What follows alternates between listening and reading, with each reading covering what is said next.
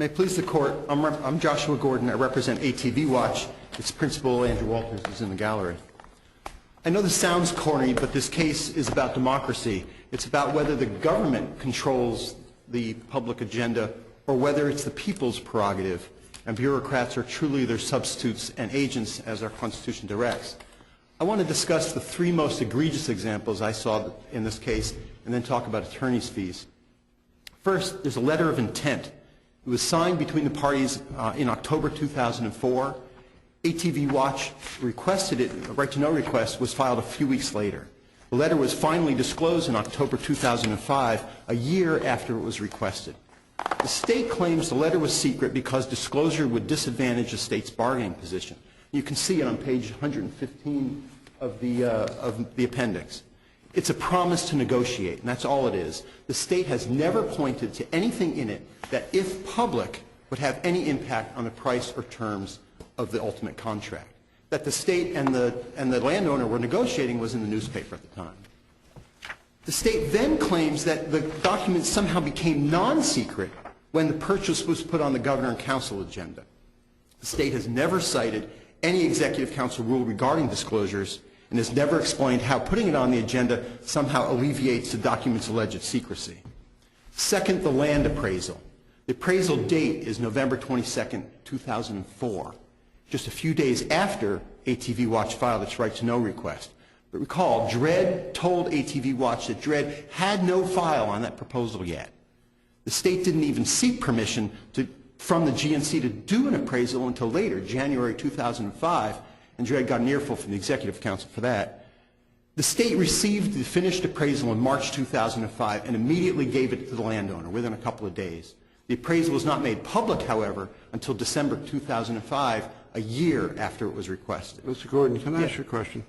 At the moment, what documents, what specific documents have you requested that you have not received? Got them all. Okay. This case is not about what, it's about when. Okay. So if we were to decide when they should have turned them over, how does that advance the ball, and what's the remedy for you? The remedy is attorney's fees. You know, I was going to talk about it later, but I'll address it now. An award of attorney's fees is mandatory when a lawsuit's necessary to get the information and the agency knew or should have known that it was that they were non-secret. And the record of correspondence in this case shows that Mr. Walters had to work exceptionally diligently just to get anything substantive from Dep't. Why do I have this sense that there were no attorneys involved before you arrived on the scene? So how do we award attorney's fees in a case where there is no attorney? Well, there's attorney's fees on appeals. You know, there's the appellate attorney's fees. Attorney's fees are the only way, the only statutory stick that a citizen has to But isn't it beating its own stick if the attorney's fees are claimed only after the documents have been disclosed and on appeal? Well, because it's the violation of the right-to-know law. The right-to-know law says that the agency has to provide the documents immediately if they're immediately available, and if they're not immediately available, within 5 days, and if they're not going to be then immediately available, tell us when it's going to be. Here, there was an open-ended, someday we'll get them to you when we want them. There was an absolute technical violation of the right-to-know law. To reach those issues, on the attorney's fees issues, aren't we really issuing an advisory opinion to the parties as to what their duties were, even though they didn't comply with them, even though you now have the documents? I mean, but if the court avoids the issue entirely, then there's no remedy at all for an agency just holding out documents, not disclosing, and at the last minute, you know, after a suit is filed, say, okay, here they are. And there's no remedy at all for a violation of the letter and, of course, the spirit of the law. If, for example, and maybe you're right, but if, for example, your client had a lawyer in the early stages, and then on the eve, as you say, file a lawsuit, they say, here they are, and you've run up a legal bill, or your client has, that seems fair game. But if there's no lawyer involved, and then they turn them over late, so you now have everything you asked for, and so an appeal is taken to say, please tell them, even though there's no current controversy, that they should have done it sooner and give me the legal fees that I generated to get the advisory opinion from the court. Is your concern that someone's going to appeal just to get attorney's fees? I don't Well, get it seems like that's what's happening here. In other words, you are saying to us, they violated the law. You may well be right. But nonetheless, you have the documents now. And so what remedy can we give you? And you said the only remedy you can give us is to reward us for bringing it here so you could write an opinion, even though it won't affect anybody initially or absolutely in this case. Well, it will affect, it will not affect anyone in this case, but if there's a declaration that Dep't violated the right to know law, which I think is fairly plain, then perhaps Dep't won't do it in the future. Putting aside the issue of attorney's fees, it's just a declaratory judgment, and one was requested today. So your view is that if they have an obligation to turn it over in 5 days, and they turn it over in 10 days, and an attorney makes a phone call that results in the disclosure of 10 days, you get the fees for the attorney's work in getting it in 10 days? Well, no lawsuit was required in that case, but you know, you have to go pretty far down the track before attorney's fees kick in at all. And the standard is high. I believe this court has never approved attorney's fees. The standard's high. You have to prove that a lawsuit's necessary and that the agency knew or should have known that the documents weren't secret. What if you have a client, not this case for a moment, client requests certain documents from a state agency, and they are under pretty strict time constraints to turn them over. And the time constraints run out, and the client says, unrepresented, I'm going to have to sue you. So they say, okay, fine. And they turn over the documents 5 days late. Then they come to you and they say, do you agree they violated the law? You say, absolutely. Well, I'll tell you what I'd like you to do. I don't have a lawyer, so I don't really get fees. But if you took an appeal and the Supreme Court agreed with you they're 5 days late, then at least you would benefit and society as a whole might benefit in the future, not in my case. Why would we want to do that? Well, I mean, what's the I value agree of that It's not like we don't have a busy docket. I mean, what's the point of it? I think there is some set of circumstances in which someone can manipulate the law to somehow get attorney's fees for that phone call. You know, I think that's possible. But I think that's also why the standard in the statute is so high. You have to, you know, you really do have to prove that a lawsuit was necessary. You know, and even if a lawsuit is filed, maybe someone filed prematurely, maybe it wasn't really necessary. In this case, nothing came until the lawsuit, nothing substantive came until the Dep't went from when ATV Watch requested these things, Dep't went from nothing but a handful of newspaper articles to a full-blown governor and council appraisal contract without any intervening emails, any departmental memos, phone logs, meeting minutes, or any record. And they claim that there are no records other than these minuscule things between these two events, whether they're destroying them, hiding them, they really don't have them, whether their record keeping is so poor that they just can't find them, I don't know.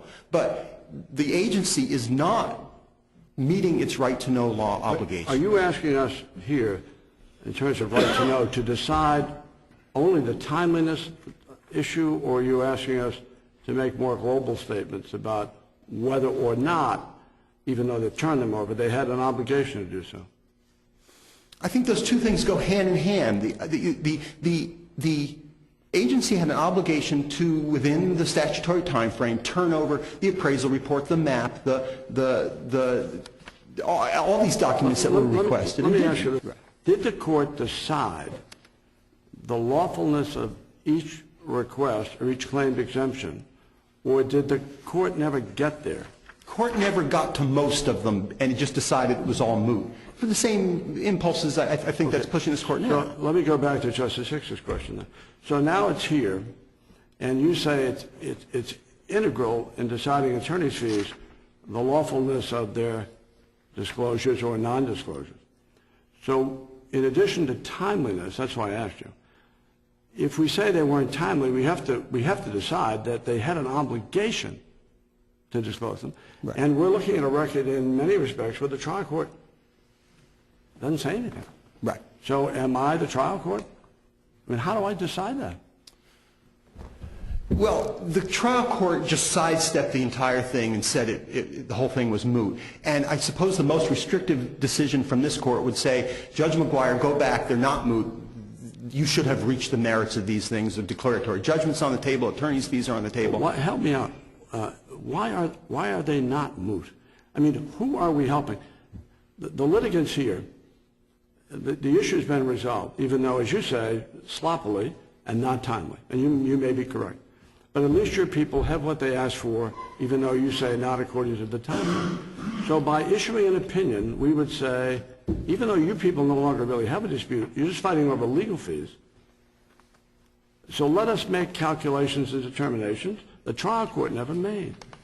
I mean, it doesn't seem like a good This is a judicial recurring resource. situation. And if an agency, negligently or purposely, it doesn't matter, if an agency, if the court reaches that result, that it's moot or you don't have, you can't look back at these things, then an agency can manipulate these things and control the public release of information. I started saying that this is about who controls the public agenda. And if, this map was released for a public event snowmobile ride, and my client wasn't invited, but the mayor of Berlin and the executive council and, all important people were invited, and the map was not public.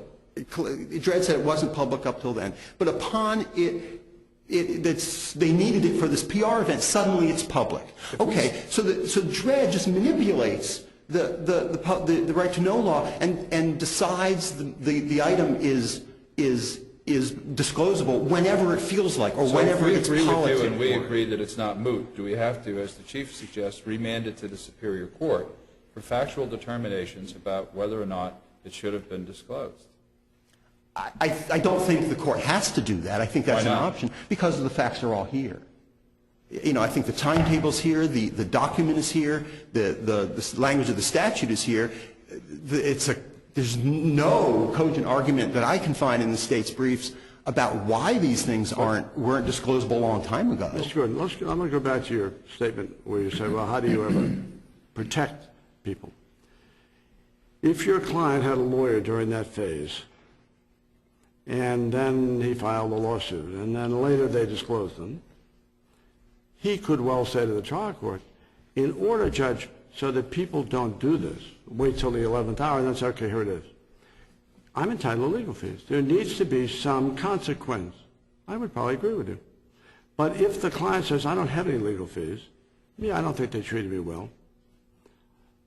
And the court found here, as I understand it, there was no entitlement to injunctive relief going forward, the factual findings the trial court made. So now it's up here only because, I'm not being critical, only because your client said, you know something, I think they are not following the law, and they might not follow the law in the future. So let's take our chances, go to the Supreme Court, hopefully they'll pay your fees, and we'll make some law. That's moot, isn't it? What am I missing?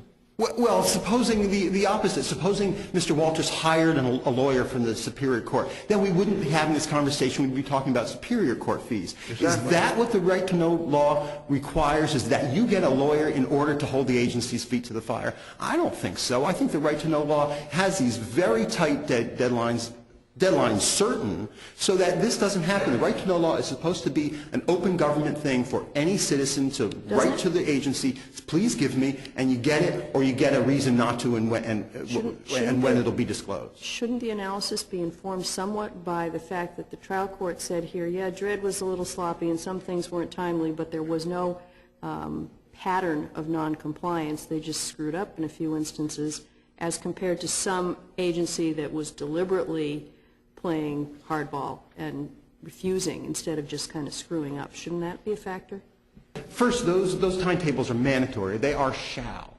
And second, I don't think, particularly with reference to this map, I don't see how you can wiggle out of that so easily as the trial court did, because that map became unsecret at a PR event. And if that's ratified, that puts the ability to manipulate the data in the hands of the government rather than in the hands of the citizens who are supposed to set the agenda in our democracy. Even if we agree with you, though, we're restricted by the statutory remedies. And there's no liquidated damages provision here, for example. Right. So that every day there's non-disclosure, you get $100. If that were there, that would be easy. We're restricted to attorney's fees, injunctive relief, not much else. Right. Attorney's fees means that probably Dred has to go hat in hand back to the executive council to pay my fee. And I think that is the sort of stick that a citizen has in order to force compliance. And it's the only way that a citizen just wanting information that should be disclosable, it's the only way the citizen has to say, you were wrong, I was right, and don't do it again.